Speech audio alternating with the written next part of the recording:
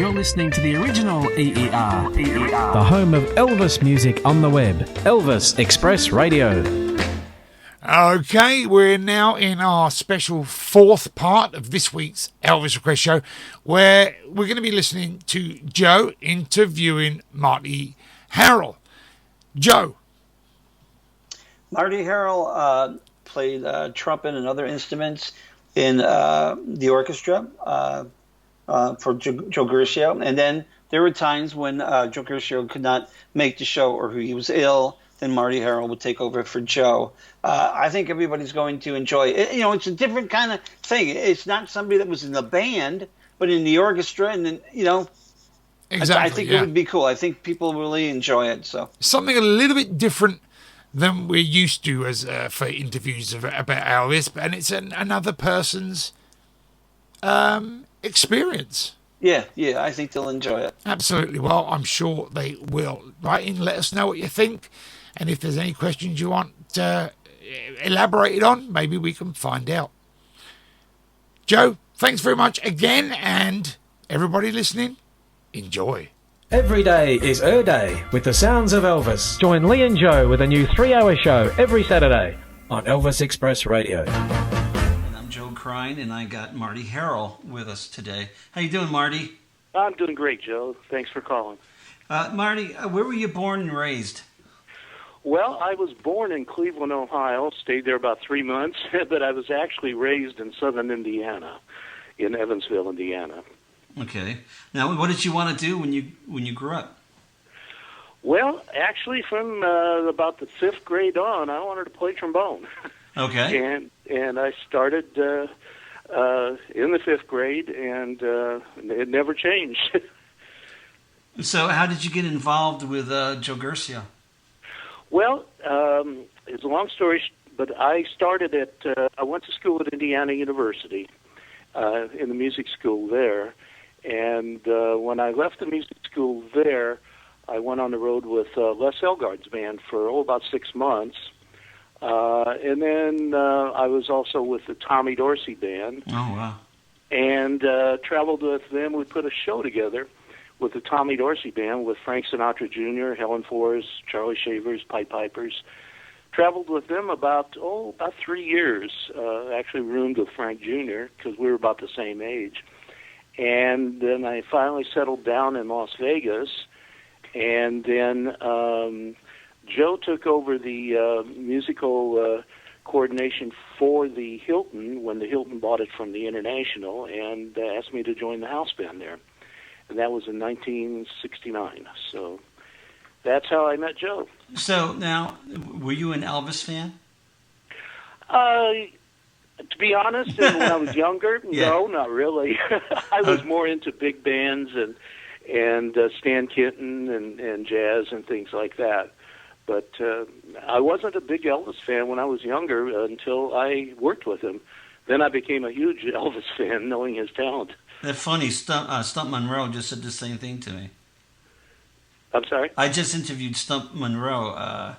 Jerome Stump Monroe, the Sweets drummer, yesterday. He said the same thing to me. He wasn't a fan until he met Elvis, and he learned to be a fan.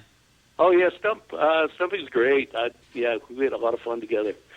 Yeah, he was something else, Elvis. Well, we all know that. Yeah. What was your first meeting with Elvis? What was he like as a person? Oh, he was great, and one thing about Elvis is there was nobody on that stage having more fun and enjoying doing the show more so than Elvis. He loved what he was doing. And I first met him, like I said, in 1969 when he came in.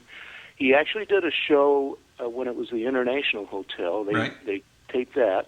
Mm-hmm. Then they came back and did another show after Joe took over, and it became the Hilton. And the show was just so successful. Everybody loved it so much that they decided to go on the road with it. And that's when Joe asked myself and lead trumpet player Pat Houston if we would like to go. And it took me about 3 seconds to decide yes or no,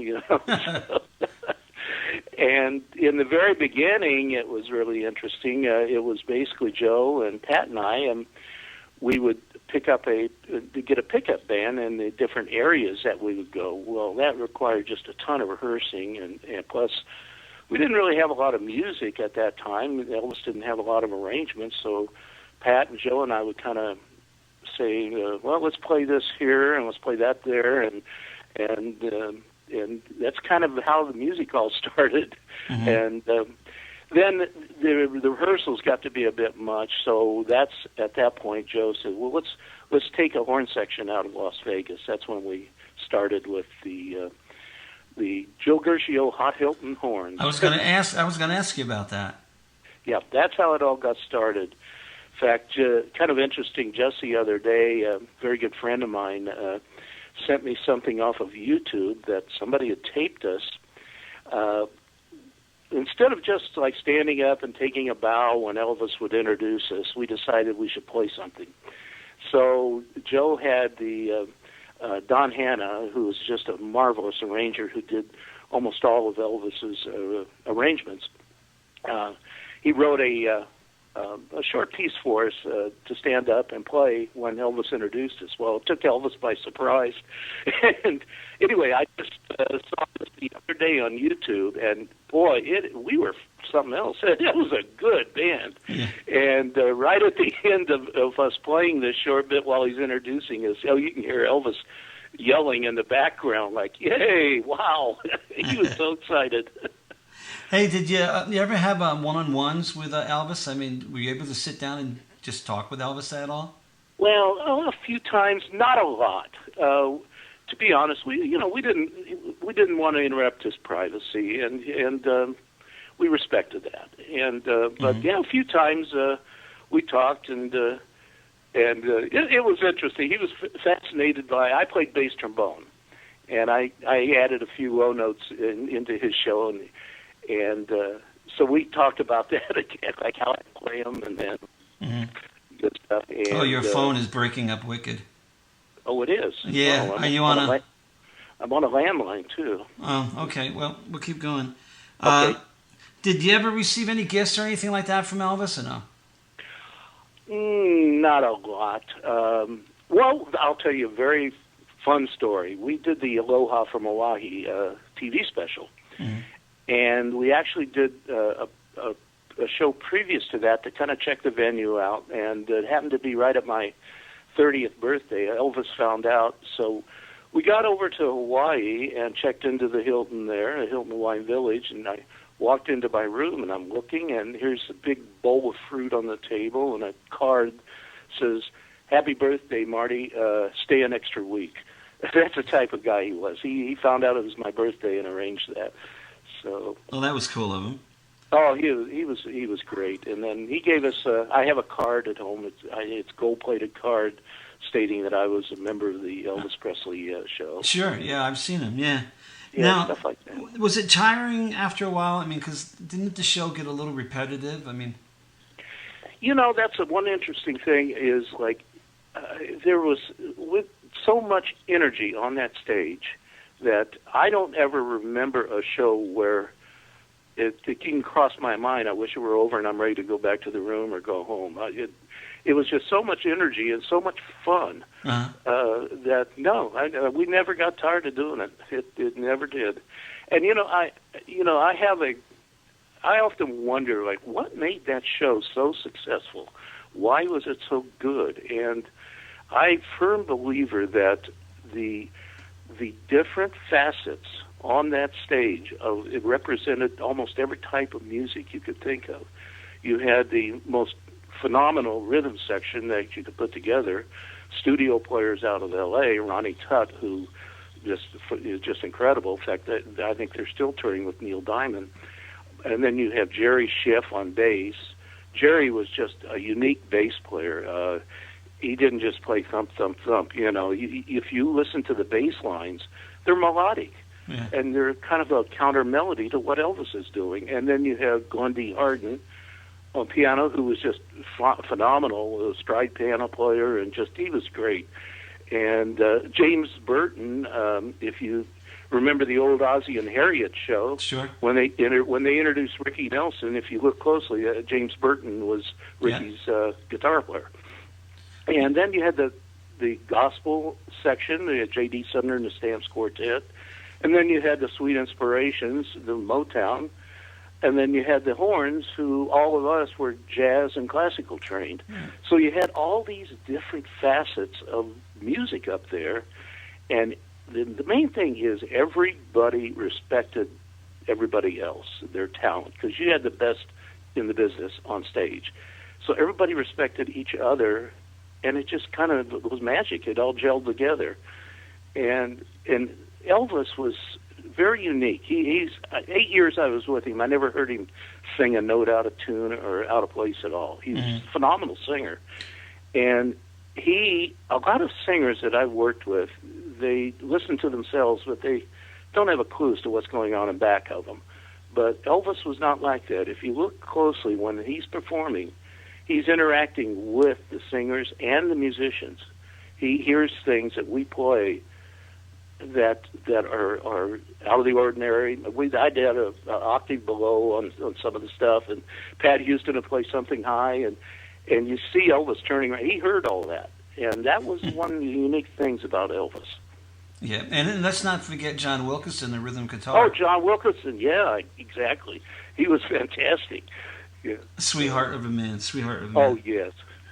Hey, what was it like, comparing Vegas to Tahoe? I hear a lot of people... What was your choice with Vegas to Tahoe? Well, Vegas, to be honest, Vegas back then, it was phenomenal because there was so much great music going on. Not just entertainers, but music, real good music. Tahoe was kind of the same, on a much smaller scale, obviously. But I enjoyed Vegas. Vegas was just magic back then. Tahoe was more laid back? I think so, yes. Yeah. Now, how was it being on tour with Elvis? Oh, it was phenomenal. It was so much fun. We couldn't wait. We would be in a different city every night. At first, when we started touring, we were doing 3 weeks a month. Then I think Elvis said, wait a minute, that's a little bit much. Let's cut it back to 2 weeks. So then we started doing 2 weeks a month and a different city every night. Wow, that had to have been something. Oh, it was. It was just fantastic. What was your preparation for an Elvis show? Did it differ from Vegas or on Beyond the Road? Did it differ much or no? Well, when we finally put the band together, the horns, we would have a rehearsal the very first day of a tour, and it was more of a sound check and get organized, and if we added any new charts or whatever, but then we wouldn't rehearse the rest of the time. But there's an old saying in music business: if you have an 8 o'clock show and you show up at 20 minutes to 8, you're late, because there's no way you can prepare and get warmed up and everything in 15, 20 minutes. So really, yeah. So you have everybody like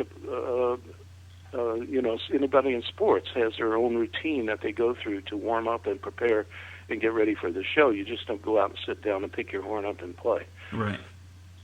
Now, there was times that you had to conduct for Joe Garcia. Seattle, 1976, Denver, 76, Minnesota. Do you remember those times? And can you kind of fill us in, why that happened? Well, Joe Garcia, he was a phenomenal coordinator, and the Hilton, that's why the Hilton hired him. He was in charge of all the musical end of everything happening at the Hilton.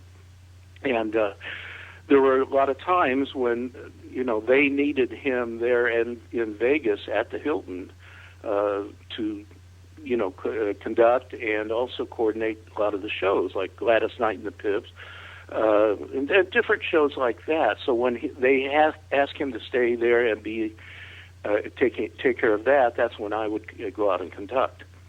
And kind of a very funny story with the very first night I conducted.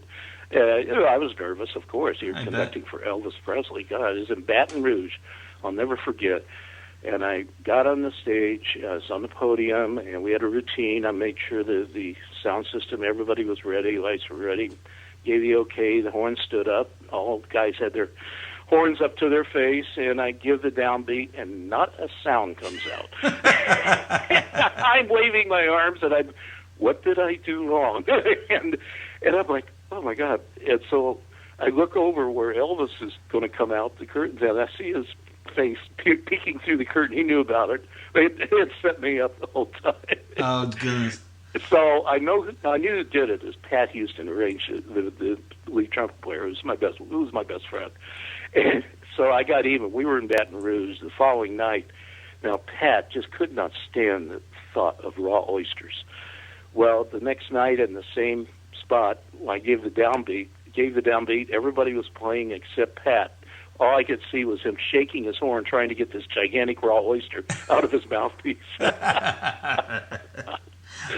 Elvis loved that. He loved practical jokes like that. He had more fun. Can you think of any other funny stories on tour? Yeah, there's a few, but not on the radio. No, I'm just kidding. You'll have to tell me that when I turn off the machine.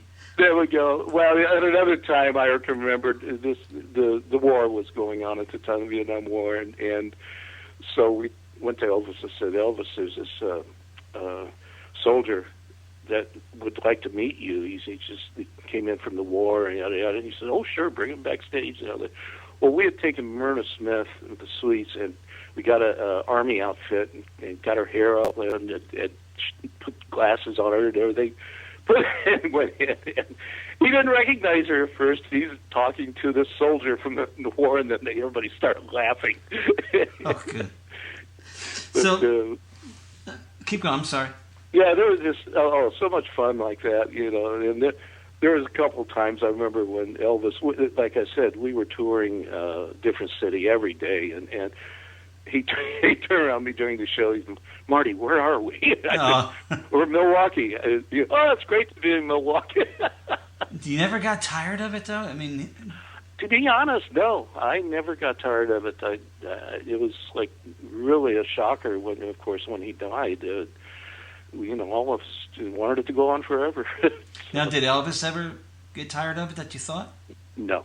Never did. Was there any substandard shows that you thought maybe you should have rested and not done, or? Well, toward the end there, his health started failing, and there were times when we could see he was tired, and but he still gave it his all. Yeah. Any memories of Madison Square Garden? Oh yeah, I remember conducting in the old Madison Square Garden, and I think that was where this girl jumped from the balcony onto the stage. They had to carry her off. Oh my God! Yeah. Go ahead. I'm sorry. Yeah, there was a lot of incidents like that. How about? I remember once one of his managers, Joe, and I can't remember his last name right now, but Esposito?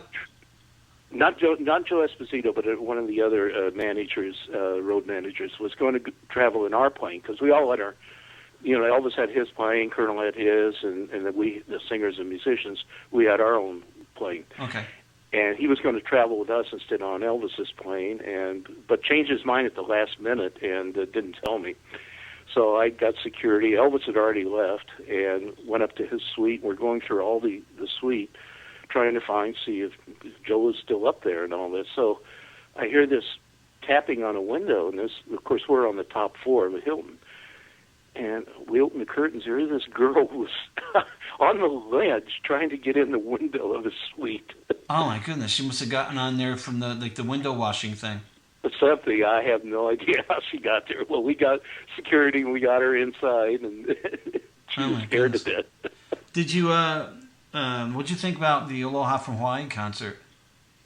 I think that was the best performance he ever gave. He was just so up for that, and the band was, and it's just interesting. I just watched that a few weeks ago.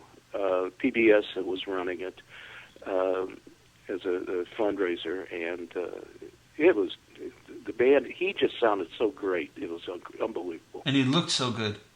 Yeah, he looks good. He was just so up for that, and he couldn't wait for that. He was really anxiously awaiting doing that show. Yeah. Now, did you ever have a chance to fly on the Lisa Marie on Elvis's plane, or no? No, I never did. We always had our own plane.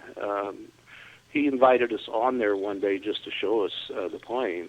What'd you think? but I never. Oh, it's beautiful. I mean, yeah, it was an incredible plane. Yeah. What'd you think of Colonel Parker? Colonel had his own way of doing things. He was. Did he now? Did he? Yeah, he. I never really was around him much, and from what I understand, Colonel Parker, he actually started out managing a carnival or circus or something like that. And, yeah. And I know he was very big on selling a lot of memorabilia. Yeah. I mean, he put posters and everything everywhere at the Hilton. They said it, and he made it look like a circus. Yeah, yep, exactly. And I know, well, what I heard was Elvis insisted on keeping the ticket prices down, so the all his fans could afford to come to see his show. Right. Yeah. Now, how about the last concert? Oh boy, I'm trying to remember. Did you have any idea that? No, we had no idea. We knew he wasn't in good health, but we had no idea the end was coming. We just didn't know. Right. I'll tell you, that day I was going to be conducting that last tour, and we got on the plane, left Vegas, and I double checked everybody was there, everything was there, and we were on our way to Portland, Maine, I believe. Yeah. Right. And the stewardess came back to me and said, "Marty, the pilot wants to see you in the cockpit immediately." So I'm looking out the window to see if we're going down or what's going on. What are you going to do? Yeah, exactly. So I went up there and he said, "I just got a call to turn around and go back to Vegas." I said, "Well, don't do that." I said, "Well, we'll miss the first day." And I said, "Just set the plane down at the first city you can sit down in." And I think it was Pueblo, Colorado, if I remember right. And I went in, I made a phone call, found out that Elvis had died that morning, and one of the hardest things I've ever had to do is go out and tell that plane, all his friends, that Elvis was gone. That had to have been hard. Who told you? Turned around and went back to Vegas. Who told you, sir? I believe I called Joe. I was trying to remember who I talked to, but I can't remember. But I think it was Joe Gershio. Okay. Joe, by the way, he was just phenomenal as far as coordinating all the different musicians, the music, and just he was just, that's his talent. And he's living in, I believe, Nashville right now, and still working, and great guy. I would love to be able to talk to him. Oh yes, I will try and get his number, and I'm sure he would love to talk to you. Well, that would be great. Now, life after Elvis, what did you do? Well, after Elvis, like I mentioned before, I toured with Frank Sinatra Jr. and the Tommy Dorsey Band, and I kind of got to know, the Sinatra family a little bit, and then I settled in Vegas and I started working a lot with Frank Sr., and he was just phenomenal also. Just, Elvis, Frank, and there's a few singers that I worked with. They didn't really look at their show as a show. They considered it a concert because they were serious about their music. It was, it being correct. Like Frank Sinatra would show up at least a half hour to an hour before a performance and vocalize in his dressing room with Bill Miller, his piano player. And I would hear Elvis doing the same thing. You just don't go. It's like playing golf. You just don't go out and get on the first tee and start hitting the ball. You go to the driving range and warm up a little bit first. Yeah. You didn't go to the funeral, did you? No, that was kind of. It was you couldn't get a plane into Memphis at all. And by the time we got back to Las Vegas, now the night before we were off about a week prior to that. I had worked with Ann Margaret at the Hilton, and who was just a sweetheart. She was just a wonderful person, and Margaret knew that our plane was coming back, and she held her plane up because she was leaving to go into Memphis for the funeral, and she held her plane up, and I was going to be able to fly with her on her plane, but they had to leave, For some reason, they couldn't wait, and so I didn't get to go to the funeral, which I wish I could have, but just no way to get in there. Now, Elvis on the big screen, were you involved in that at all?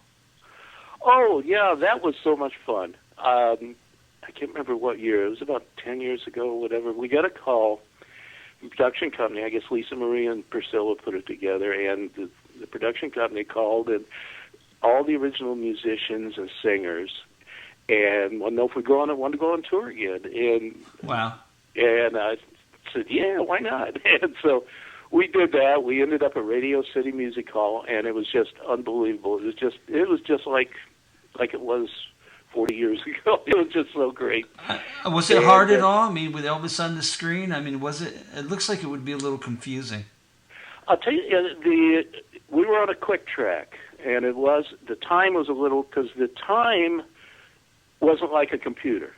It would fluctuate. Sometimes it'd go up and down. You know, you couldn't hear it, but you could if you were playing. Mm-hmm. And so that was the hardest part, is coordinating the time and the rhythm. But we did it, and it turned out awesome. And I remember I was working for Pardee Homes down here in Southern California, and we opened up the Del Mar, the first day of the Del Mar races with the show, and all my friends went, and they just were thrilled. And then we went up to the Universal Amphitheater up in L.A., and my fiance at the time, I invited her to go up, and so we got there, and we're checking into the hotel, and so the Ronnie and James and John, all of us, we went to lunch together, and my fiance was with him.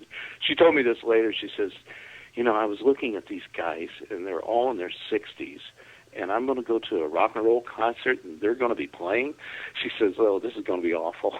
And she told me later she just couldn't believe how great it was. Yeah, I saw your show. Oh, you did? Yeah. And then, after the show at the Universal Amphitheater, we were backstage, and Lisa Marie came up to me, and it was so sweet. And she says, Marty, she says, I know who you are. And I said, no, you do?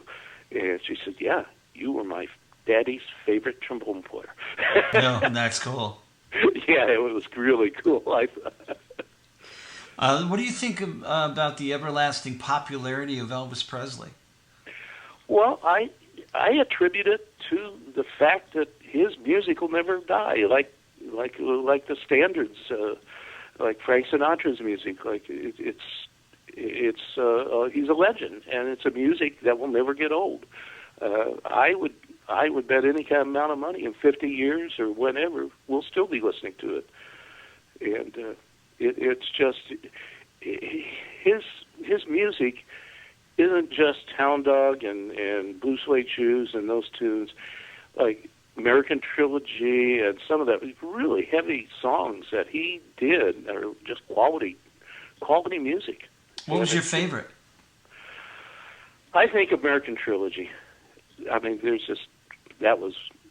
get goosebumps when you listen to that. Yeah. Well, what are you doing now?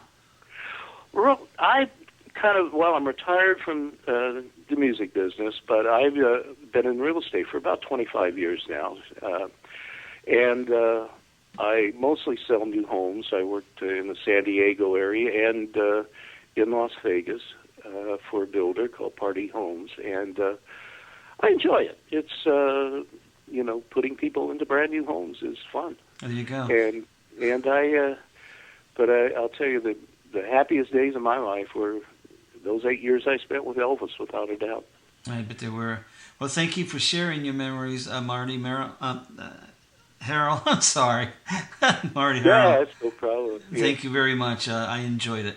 I did too. It's always a pleasure to talk about Elvis. All right, thank you. You're listening to the original EER, the home of Elvis music on the web. Elvis Express Radio.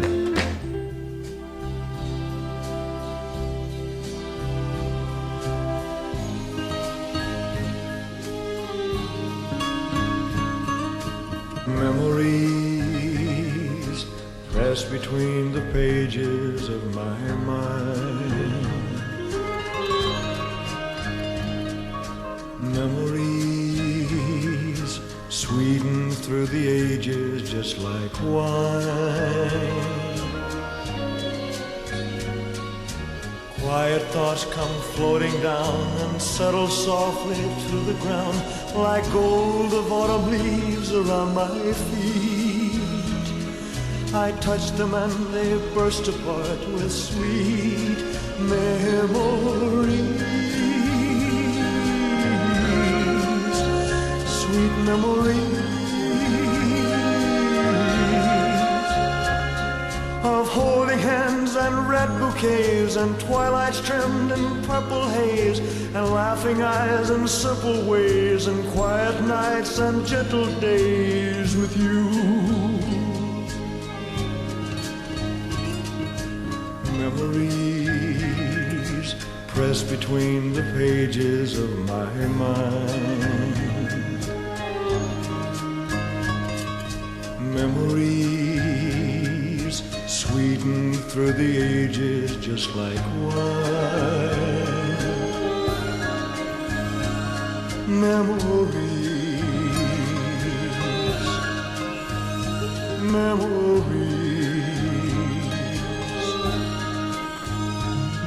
of holding hands and red bouquets and twilights trimmed in purple haze and laughing eyes and simple ways and quiet nights and gentle days with you. Memories.